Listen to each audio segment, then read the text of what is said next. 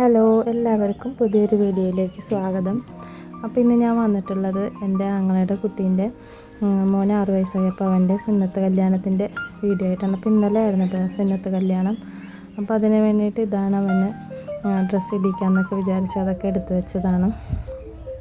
അപ്പോൾ സുന്നത്ത് കല്യാണം ഇപ്പോൾ ആരും ഈ 6 വയസ്സ് ആ ഒരു ടൈമിലൊന്നും നടത്താറില്ല. ഇപ്പോൾ എല്ലാവരും ജനിച്ച അപ്പോൾ തന്നെയാണ് ചെയ്യിക്കാറ്. എൻ്റെ മോൻ്റെയും ജനിച്ച ആ ഒരു ടൈമിൽ തന്നെയാണ് ചെയ്തത്. 28 ദിവസമുള്ളപ്പോൾ അവൻ്റെ സുന്നത്ത് കല്യാണം നടത്തിയിട്ടുണ്ടായിരുന്നു.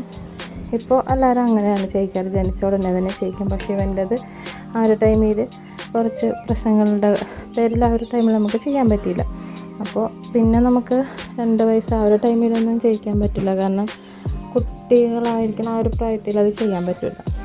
അപ്പോൾ ഒന്ന് പറഞ്ഞ് നമുക്ക് മനസ്സിലാക്കാൻ പറ്റിയ ഒരു പരുവത്തിലെത്തുമ്പോഴാണ് പിന്നെ എല്ലാവരും ചെയ്യിക്കുക.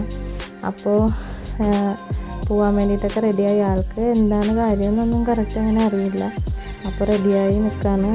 അപ്പോൾ പോകാൻ വേണ്ടിയിട്ടുള്ള തയ്യാറെടുപ്പിലാണ്. അപ്പോൾ ആൾ ഇതായിരുന്നു പോകാൻ നേരമുള്ള വേഷം.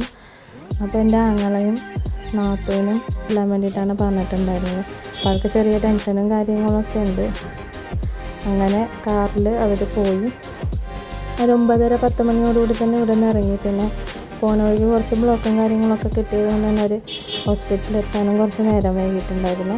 പക്ഷേ അവിടെ ചെന്ന് കഴിഞ്ഞാൽ 1/2 മണിക്കൂർ കൊണ്ട് കാര്യം കഴിഞ്ഞ് അവർ 1:30-2 മണിയോടുകൂടി തിരിച്ച് വീട്ടിലും എത്തിയിട്ടുണ്ടായിരുന്നു. പിന്നെ അങ്ങനെ അവർ പോയി.